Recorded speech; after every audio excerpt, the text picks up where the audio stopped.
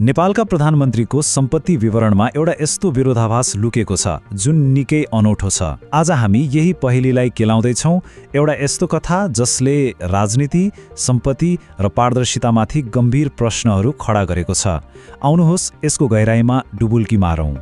यो कथा सुरु हुन्छ सन् 2016बाट। पुष्पकमल दाहाल दोस्रो पटक प्रधानमन्त्री बन्नुभयो र आफ्नो सम्पत्ति विवरण सार्वजनिक गर्नुभयो। तर त्यो घोषणाले धेरैलाई भनौँ न एक किसिमको झट्का नै दियो। त्यति बेलाको प्रतिक्रिया कस्तो थियो भन्ने कुरा हिन्दुस्तान टाइम्सको यो अंशले प्रश्न पार्छ। मान्छेहरू अचम्ममा परे, किनभने उनीहरूले जे सोचेका थिए वास्तविकतामा त्योभन्दा बिल्कुलै फरक कुरा बाहिर आयो। स्वाभाविक रूपमा यो घोषणाले सबैको ध्यान खिच्यो। उहाँले घोषणा गर्नुभएको कुल जग्गा यति नै थियो, जम्मा जम्मी 1 कट्ठा। यो भनेको लगभग 338 वर्ग मिटर जति हो। एक दशक लामो जनयुद्धको नेतृत्व गरेको नेताको लागि यो सम्पत्ति विवरण साँच्चै भन्नुपर्दा अविश्वसनीय रूपमा सामान्य थियो। अब यहाँनेर कुरा अझै रोचक हुन्छ। 2016को त्यो विवरण अनुसार उहाँको आफ्नो नाममा त केही पनि थिएन। श्रीमती सीता दाहालको नाममा चितवनमा 1 कट्ठा पैतृक जग्गा अनि 3 तोला पैतृक सुन, ब्याङ्कमा 1 रुपियाँ नगद छैन, गाडी छैन, सेयर पनि छैन, अनि स्रोत केवल पैतृक सम्पत्ति। र यो अर्को एकदमै महत्त्वपूर्ण जानकारी हो। सम्पत्ति विवरण सार्वजनिक भएको केही दिनपछि उहाँले के भन्नुभयो भने, मैले आफ्नो अंशमा पाएको सबै पैतृक सम्पत्ति बेचेँ र त्यसबाट आएको सबै पैसा पार्टीलाई दान दिएँ।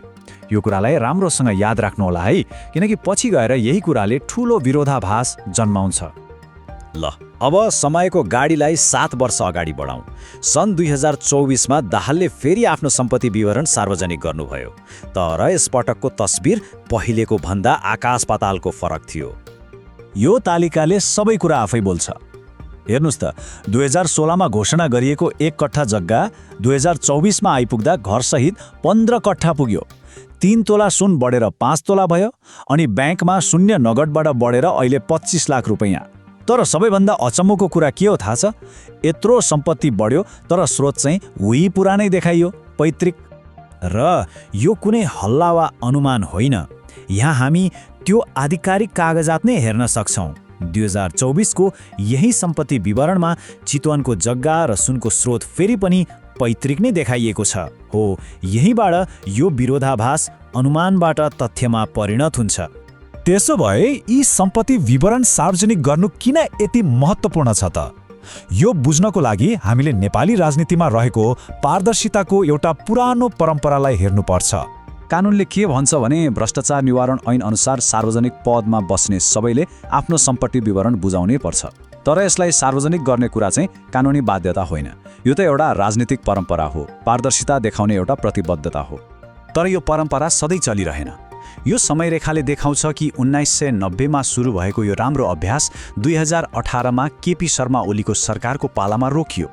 त्यसपछि शेरबहादुर देउवा सरकारले पनि सुरु गरेन र अहिलेको दाहाल सरकारले पनि 1.5 वर्षपछि, त्यो पनि राष्ट्रिय स्वतन्त्र पार्टीका मन्त्रीहरूको दबावमा परेर मात्र यो परम्परालाई फेरि निरन्तरता दिएको हो।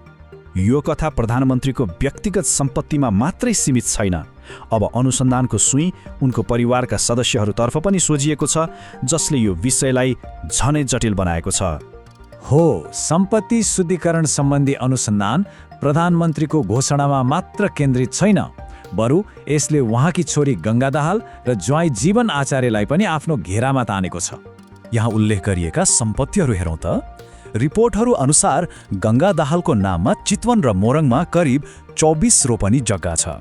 ज्वाइँ जीवन आचार्यको नाममा विभिन्न शहरमा घर जग्गा, 20 तोला सुन, ब्याङ्कमा 45 लाख नगद र 80 लाख बराबरको सेयर लगानी। यति मात्र होइन, उनीहरूसँग जोडिएका कम्पनीहरू पनि अनुसन्धानको घेरामा छन्।